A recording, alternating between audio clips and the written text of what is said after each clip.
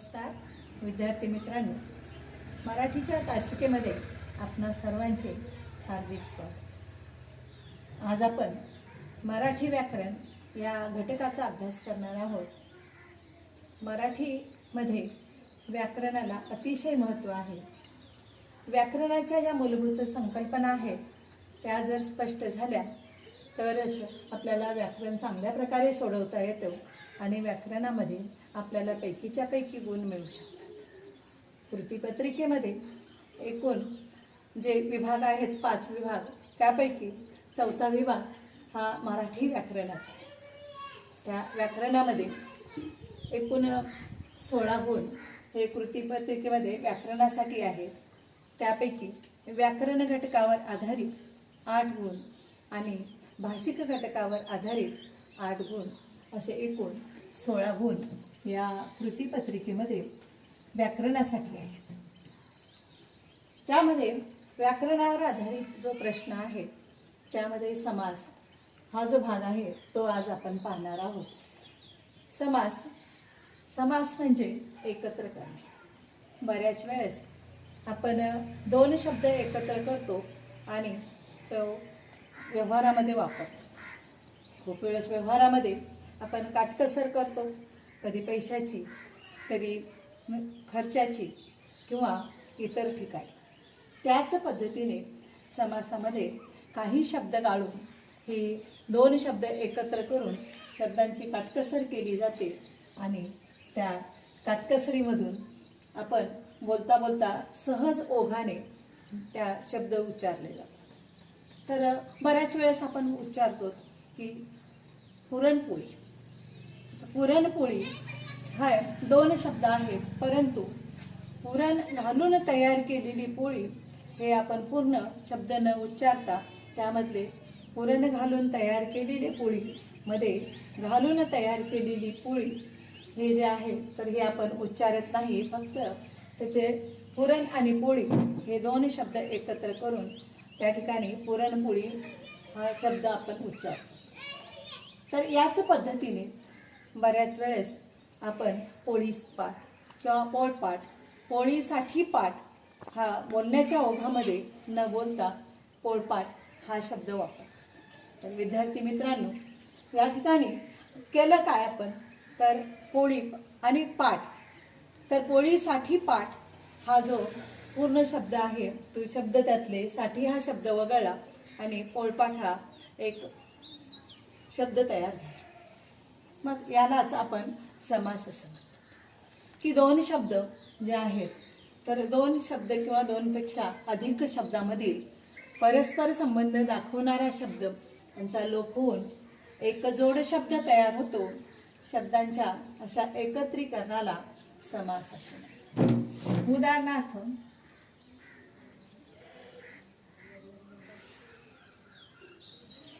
महादेव, महान असा देव, त्याऐवजी आपण महादेव असा हा शब्द या ठिकाणी गाळलेला आहे। देवपूजा, देवाची पूजा, या ठिकाणी सुद्धा आपण देवाची ची हा शब्द गाळला आणि देव आणि पूजा हे 2 शब्द एकत्र केले। तर अशा पद्धतीने जेव्हा 2 शब्द किंवा 2 पेक्षा अधिक शब्दामधील परस्पर संबंध दाखवणारे शब्द यांचा लोप होऊन एक जोड शब्द तयार होतो। शब्दांच्या अशा एकत्रीकरणाला समास असे म्हणतात। विद्यार्थी मित्रांनो, समास हा शब्द संस्कृत आहे। संस्कृतमध्ये त्याची जर आपण त्या ठिकाणी फोड केली तर सम अधिक अस असे 2 शब्दापासून हा समास शब्द बनलेला आहे। हे 2 धातू आहेत, सम आणि अस, तर याचा अर्थ आहे एकत्र करणे। तर मग आपण काय एकत्र केलं? या ठिकाणी 2 शब्द हे एकत्र केले, परंतु त्या शब्दाच्या ओघाने आलेले जे इतर शब्द आहेत ते शब्द आपण त्या ठिकाणी गाळलेले आहेत। तर आपण बघूया की या ठिकाणी बटाटे वडा, बटाटे वडा हा शब्द बटाटे घालून तयार केलेला वडा असं न म्हणता यामधले जे 2 शब्द आहेत बटाटे आणि वडा हे 2 शब्द आपण एकत्र केले आणि सुटसुटीत असा एक शब्द तयार केला, बटाटे वडा. तर मग बटाटे घालून तयार केलेला वडा, हे जे परस्पर संबंध दाखवणारे बटाटे आणि वडा यामधले शब्द आपण गाळले आणि त्या ठिकाणी एक सुटसुटीत असा बटाटे वडा हा शब्द त्या ठिकाणी आपण तयार केला. तर शब्दाच्या अशा एकत्र करण्याला समास म्हणतात. आणि जो एकत्रित शब्द तयार झालेला आहे एकत्रीकरणामुळे त्याला सामासिक शब्द असं म्हटलं जातं. बटाटे वडा हा जो शब्द आहे या शब्दाला आपण सामासिक शब्द असं म्हणतो. आता आणखी एका या ठिकाणी संकल्पना आहे, विग्रह. तर हा सामासिक शब्द कसा तयार झाला, त्याची फोड करणे, त्याला विग्रह असं म्हणतात. उदाहरणार्थ साखर भात. साखर भात हा एक सामासिक शब्द, त्याचा विग्रह आपल्याला करायचा आहे. साखर घालून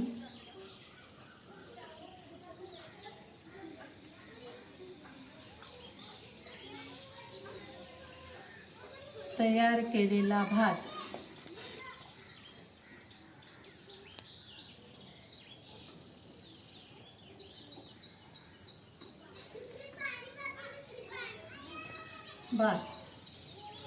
आता या ठिकाणी जे दोन शब्द आहेत किंवा दोन पद आहेत, साखर आणि भात, परंतु या साखर आणि भात या दोघांचा परस्पर संबंध दाखवणारे घालून तयार केलेला हे जे शब्द आहेत, हे शब्द वगळून आपण साखर भात असा एक सुटसुटीत शब्द तयार केला. परंतु साखर घालून त्याची जेव्हा आपण फोड करू त्यावेळेस साखर घालून तयार केलेला भात असा फोड केली जाते, त्याला विग्रह असं म्हटले. विग्रह करणे म्हणजेच सामासिक जो शब्द आहे त्या शब्दाचे फोड करणे, या फोड करण्याच्या पद्धतीला विग्रह करणे असं म्हणतात. आता या ठिकाणी विग्रह करत असताना अर्थ व्यवस्थित लक्षात घेऊन त्याचा विग्रह केला गेला पाहिजे. या साखर भात शब्दाचा साखरेचा भात असा जर विग्रह केला तर त्या ठिकाणी तो चुकीचा होतो, कारण साखरेचा भात हा असू शकत नाही. साखर घालून तयार केलेला भात हा या ठिकाणी आपल्याला विग्रह करावा लागतो. तर विद्यार्थी मित्रांनो, आपण या ठिकाणी समास म्हणजे काय, सामासिक शब्द, विग्रह आणि या सामासिक शब्दामधील जी दोन शब्द आहेत किंवा जे दोन शब्द एकत्र केलेले आहेत त्याला पद असं म्हटलं जातं. प्रत्येक शब्दाला पद असं म्हटलं जातं. तर सामासिक शब्दामध्ये दोन किंवा दोनपेक्षा जास्त पदं असतात. तर या ठिकाणी कमीत कमी दोन पदं त्या ठिकाणी असतात. तर ते जे शब्द आहेत त्याला पद असं म्हटलं जातं. उदाहरणार्थ साखर भात, यामध्ये साखर हा एक शब्द आहे आणि भात हा एक शब्द आहे. तर साखर हे एक पद आणि भात हे दुसरं पद असं या ठिकाणी म्हटलं जातं. विद्यार्थी मित्रांनो, आता आपण समासाचे मुख्य प्रकार पाहणार आहोत. समासाचे मुख्य प्रकार एकूण 4 आहेत. अव्ययीभाव समास, दुसरा आहे तत्पुरुष समास, तिसरा प्रकार आहे द्वंद्व समास आणि चौथा प्रकार आहे बहुव्रीही समास. प्रत्येक प्रकारच्या समासामध्ये कोणते पद महत्त्वाचे आहे यावरून समासाचे हे वेगवेगळे प्रकार केले. विद्यार्थी मित्रांनो, अव्ययीभाव समासामध्ये 2 पदापैकी पहिलं पद हे महत्त्वाचं असतं आणि दुसरं पद हे गौण. आणि संपूर्ण सामासिक शब्द जो आहे तो शब्द वाक्यामध्ये क्रियाविशेषण अव्यय म्हणून वापरला जातो. या ठिकाणी आपण काही उदाहरणं पाहूया. उदाहरणार्थ आमरण. या आमरण हा जो शब्द आहे यामध्ये 2 पद, एक आहे आ आणि दुसरा आहे मर.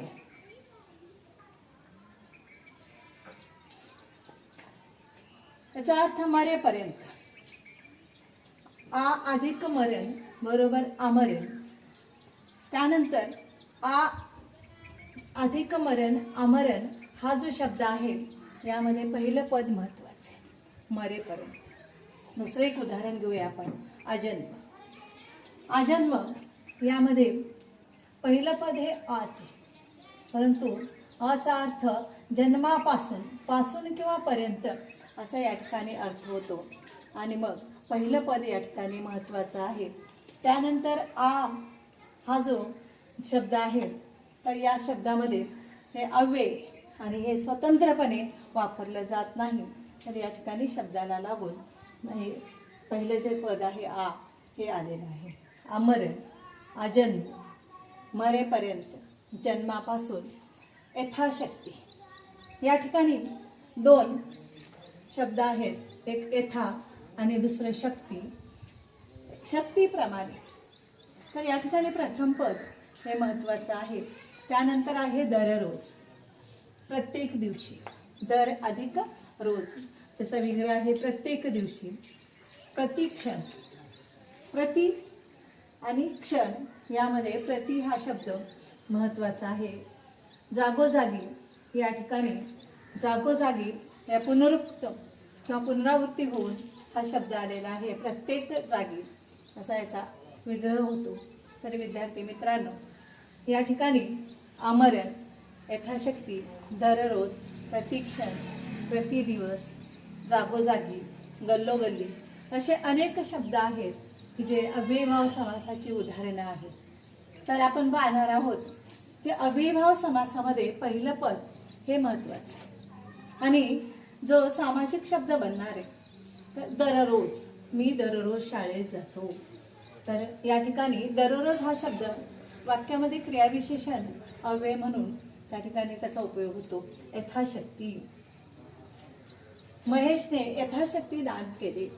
या ठिकाणी यथाशक्ती हा शब्द क्रियाविशेषण अव्यय यासारखा त्या वाक्यामध्ये उपयोग होतो. आणि म्हणून हे जे शब्द आहेत हे अव्ययभाव समासाची उदाहरणं आहेत. कारण आ, यथा, दर, प्रति, तर ही जी शब्द आहेत तर हे शब्द या ठिकाणी अव्यय आहेत आणि ते क्रियाविशेषण, संपूर्ण सामासिक शब्द हा क्रियाविशेषण अव्यय याचा उपयोग वाक्यामध्ये केला जातो. त्यानंतर दुसरा जो प्रकार आहे तो आहे तत्पुरुष समास. तत्पुरुष समास अव्ययभाव समासामध्ये पहिलं पद महत्त्वाचं आहे. तत्पुरुष समासामध्ये दुसरं पद महत्त्वाचं आहे. या ठिकाणी तत्पुरुष समासामध्ये दुसरं पद महत्त्वाचं आहे. उदाहरणार्थ इथे दिलेलं आहे की ज्या सामासिक शब्दामध्ये दुसरं पद महत्त्वाचं असून पहिलं पद हे गौण असतं, तो समास हा तत्पुरुष समास असतो. उदाहरणार्थ सेवानिवृत्त, सेवेतून निवृत्त. सेवा आणि निवृत्त हे दोन शब्द आहेत. निवृत्त हा शब्द महत्त्वाचा आहे, सेवा ही गौण. विद्याभ्यास, विद्येचा अभ्यास, तर अभ्यास महत्त्वाचा आहे, विद्या हा शब्द गौण आहे. ऋणमुक्त, ऋणातून मुक्त, मुक्त हा महत्त्वाचा शब्द आहे. आणि मुख कमल, तर या ठिकाणी दुसरा शब्द जो आहे किंवा दुसरं पद हे तत्पुरुष समासामध्ये महत्त्वाचं असतं. त्याच्यानंतर आपण बघूया द्वंद्व समास. द्वंद्व समास अर्थाच्या दृष्टीनं जर पाहिलं तर या समासातील दोन्ही पदे महत्त्वाची आहेत. आता बऱ्याच वेळेस आपण आई आणि बाबा, आई बाबा म्हणतो. आई महत्त्वाची का बाबा महत्त्वाचे? दोघेही महत्त्वाचे. त्याचबरोबर सत्य असत्य, सत्य महत्त्वाचं का असत्य महत्त्वाचं? दोन्ही महत्त्वाचे, कारण सत्य किंवा असत्य. त्याचबरोबर पास किंवा नापास, पास नापास, पास किंवा नापास. तर या पद्धतीने या द्वंद्व समासातील दोन्हीही पदं ही अर्थाच्या दृष्टीने महत्त्वाची असतात. तर उदाहरणार्थ आई वडील, आई आणि वडील. खरे खोटे, खरे किंवा खोटे. भाऊ बहीण, भाऊ आणि बहीण. या ठिकाणी एक वेगळा शब्द तुम्हाला दिसतो, चहा पाणी. आता चहा पाणी, चहा आणि पाणी याबरोबरच जेव्हा आपण एखाद्या व्यक्तीला आपल्या घरी बोलवतो चहा पाण्याला चला, त्यावेळेस चहा पाणी, नाश्ता किंवा इतर आणखी पदार्थ त्यांना आपण देतो.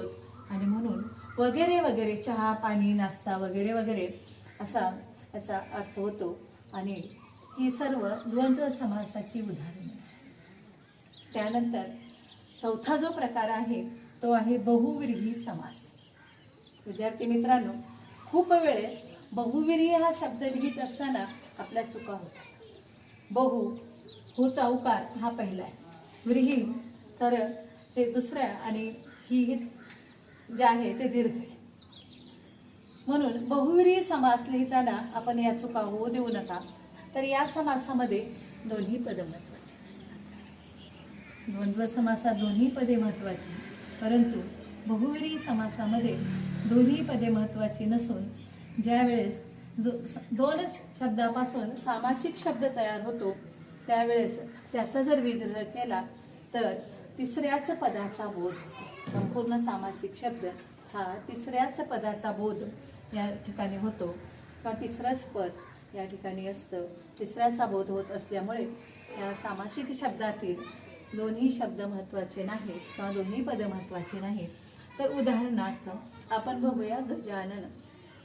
गज अधिक आनन याचा जर विग्रह केला तर गज अधिक आनन. आता गज महत्त्वाचं का आनन महत्त्वाचं? तर या ठिकाणी गजही महत्त्वाचा नाही आणि आननही महत्त्वाचं नाही आहे. गज म्हणजे हत्ती आणि आनन म्हणजे तोंड. परंतु गजासारखे किंवा गजानन, तर या ठिकाणी गजासारखे आनन आहे ज्याचे असा तो. मग तो आहे कोण आहे? गजानन गणपती. म्हणजेच गजही महत्त्वाचा नाही, आननही महत्त्वाचा नाही, परंतु त्याच्यापासून जो शब्द या ठिकाणी गजानन बनलेला आहे तर तो तिसऱ्याच गोष्टीचा या ठिकाणी बोध आपल्याला होतो.